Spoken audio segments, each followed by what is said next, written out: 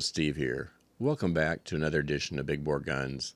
I thought for the next couple of videos I'd do something just a little bit different than I have in the past and talk about some big bore, less lethal guns. The format we're going to use is the same type we've used for different firearm reviews. We're going to take it out, we're going to look at the build quality of the gun, we're going to look at the different cartridges available and how they perform, we'll run some chronograph tests, we'll also shoot some different type of targets and see how they react to these different less lethal options. Now you might ask me, why would you even consider less lethal guns? Well, for some people, they can't own a handgun. Maybe it's prohibited in their state or country. In other situations, maybe someone in your family or someone you know just won't use a handgun. They're not willing to learn how to use it. They don't want to have anything to do with guns, but they would consider a less lethal option, so that might come into play. You still have to apply the same use of force principles. You have to say, was it reasonable to use this? Was it necessary to stop the threat? So don't think, hey, it's less lethal, I can use it anytime I want. Of course you can't do that. But there are times where less lethal options can come into play really quickly when a firearm doesn't make sense. So for these two reviews, I'm going to be looking at two different solutions. I'm going to be looking at a handgun type solution, and then I'm going to look at a rifle type solution, or called a shotgun solution. When you're looking at less lethal guns, you're looking around a paintball style gun. Now these are not paintball guns. Paintball guns are much less powerful than these. These are specifically designed for self-defense and training. So don't go out and get a paintball gun, load it up with self-defense ammunition and think you have a good solution. It won't work. Vice versa. Don't take one of these out and shoot at your friends for fun, because the injuries that occur will not be fun. These are much, much more powerful than your typical paintball gun. So for these next two videos, I've picked two possible solutions. Don't take my word for it. Go out and research it on your own, see what you really like and what will work best for you. But these are two options that I liked. These are the reasons I like these options I'm going to provide to you. The first reason I like these two is they seem to be very reliable. They're made by a good, solid company, and they're designed to be easy to operate. So that was good for me. The next was cost. There is a wide variety of cost all across the gamut. You're going to see less lethal options, they're down in the $100 range, and you're going to see them go up into the $1,000 range. It's a big, big difference in price. Some of that I think is justified because of the technology that's gone into them. Others I think, well, they spend a lot on marketing and training, so their guns are going to be more expensive. The ones I've chosen are not the most expensive options because, to be honest with you, if I'm going to pay the price for a firearm, guess what I'm going to buy? So the third consideration is the way it operates. I mean, some of these less lethal options, well, it's a dog and pony show, just being able to get the cartridge in it and getting it ready to fire. I wanted something you could load the cartridge easily, load the rounds, and fire the gun. Not something that has this big elaborate process to go through to get that gun ready to fire. Fourth thing was power. I wanted something that produced around at least 16 joules. This handgun I'm going to show you is 16 joules, and the rifle I'm going to show you is actually 40 joules. Now that's a very powerful, less lethal rifle, so we'll show you that as well. And then lastly, I wanted to look at caliber. If I was going to look at less lethal, I wanted a large projectile going out there. So I looked at 68 as the standard caliber to use. I wanted something that was large, that had some energy behind it, and that would give me more opportunity to stop the threat that was coming at me. So what did I end up selecting? What's this right here? This is the Umarex. This is the T4E TR68, 68 caliber, less lethal gun. You can see here, it looks much like a revolver. And it's pretty intimidating looking down the barrel. Let me show you the box this one came in. It came in this box right here. You can take a look at it. That's kind of identified a little bit better than if you just buy one on Amazon straight out. This is a little different model. So this one is the MCS Modern Combat Sports model. Out of the factory it comes out at 16 joules. Just up front, I am an Amazon affiliate, so I'll have a link down in the description that will take you right to the exact model. Now, you don't have to buy it there. Take a look at it. You'll get the right model that way. And you can do some further research. You can buy it directly from the company that ships out these Umarex models, or you can buy it on Amazon. Use the link. I will get a portion of the sales. It doesn't cost you any more, but do whatever it works out for you. It doesn't matter for me. It is really big. I mean, if you compare it, I'm going to show you here. This is a judge, public defender, which I'm getting ready to review. Look at it next to this less lethal option. Well, this less lethal option dwarfs this actual firearm. So take that in consideration. It is pretty big. Of course, that massive size doesn't equal weight. Being mainly plastic, It comes in at about 1 pound 6 ounces. It still feels solid and actually really good in the hand. It does look nice. I mean, the finish is good and clean. Interestingly enough, it does have a little trigger safety here. It pushes in like you see common on firearms, and it won't go off if you don't push that safety. I mean, it's locked in there. You have to push that trigger safety before it's going to fire. Also comes with 3 of these cylinders to load up your cartridges in. Now this is 5-round cylinder. I don't think you're probably going to get the opportunity to shoot it more than 5 times. I don't remember exactly how many projectiles you can shoot per cartridge. Maybe it's 10 or 15. I don't really remember for sure. I know it loses power each time you shoot. It's pretty consistent. I believe it's around 360 feet per second. We will actually look at that as we go out and test this here shortly in my backyard. It's pretty nice. So we use 4 different projectiles for this testing. The first one is this here. This is what they call a riot round. It's a solid nylon ball. They're pretty hard. They are 3.7 grams in weight. And if you compare that to a bullet, that's about 57 grains. That's where we're at with these first projectiles. So the seconds we're going to look at are these right here. These are rubber steel balls. So they're a steel ball coated with rubber. I took a look at these and I was really wondering how much steel they had in them.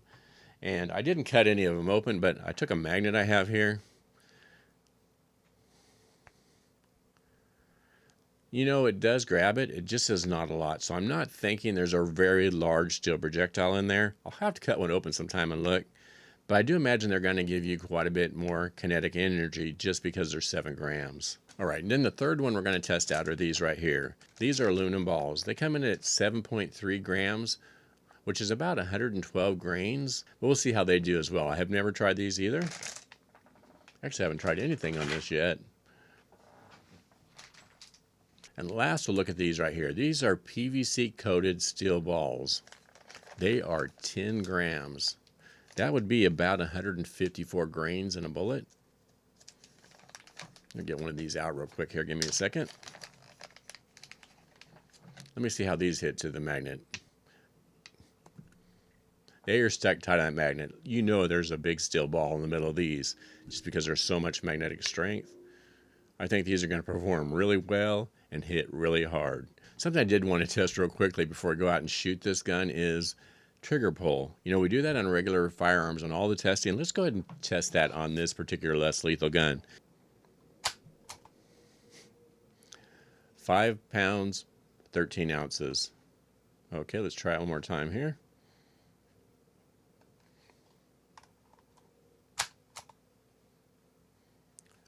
Four pounds, 5 ounces. Pretty light trigger pull. I think that'd be easy for anybody to use, and it is not bad. There's quite a bit of take up before it goes off. Let's see if we can see it a little better here. And it's quite long because it's got to turn that cylinder, but it does feel good and it's easy to use. Actually, it's pretty consistent with some of my handguns. I mean, it's lighter than some of the revolvers. Doesn't feel bad at all. So saying all that, I really don't know how well it's going to perform until I take it out and shoot it. And so that's what we're going to do next. Let's take some shots with this, shoot at some different targets, and see how this actually performs in real life in my backyard. So we're going to be shooting some different targets. We'll try some soda cans and see how they react. Also have this giant ballistic gummy bear. We'll give that a try and see if it penetrates this or just bounces off. We'll do some other tests. We'll give you some ballistic information. See how this stands up as a less lethal option. All right, so we're going to do the first rounds. These are the 10 gram, which are about 154 grains. And we're going to go ahead and shoot some soda cans and see how they react to these high performance rounds.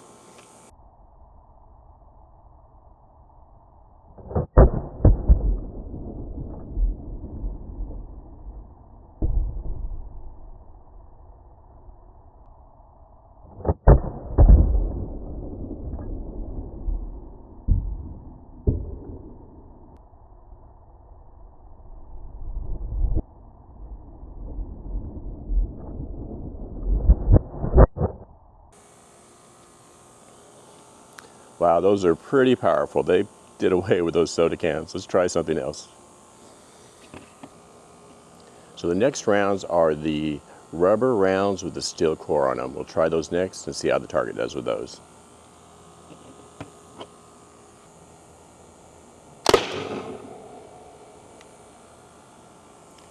So it hit in the exact same hole, so it must be pretty accurate. Also very powerful. Let's try another one of those. I'm going to shoot a little bit lower this time. Again, just taking that hole right on out of it. All right, so there's 5 rounds. That was 3 of the kinetic rounds that were the white ones. Those were 10 grams. And then there was 2 of the steel core with a rubber coating. Now let's try something a little different.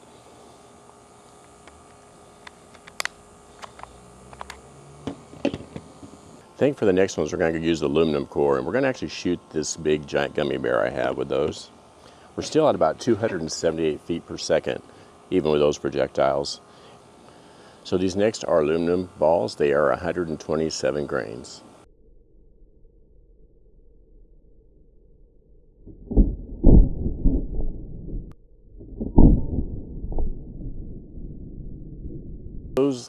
Those definitely didn't ricochet back. They actually stuck probably about an inch into the ballistic gel. Okay, let me go ahead and we'll shoot these final rounds. I have 3 more rounds, then it'll be done. Okay, these are only 3.7 grams. They should get some higher velocity, but not perform quite as well. We'll go ahead and try these ones out, and these rate at about 57 grams. So they're much, much lighter. Let's see how they do.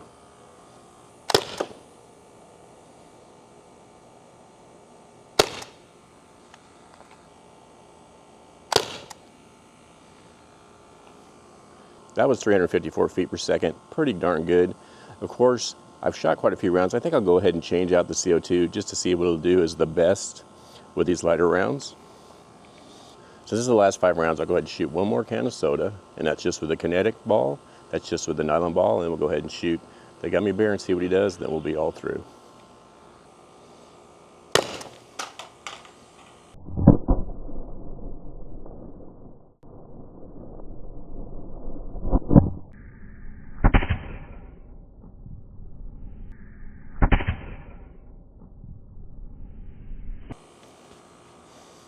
Well, that took care of that, didn't it?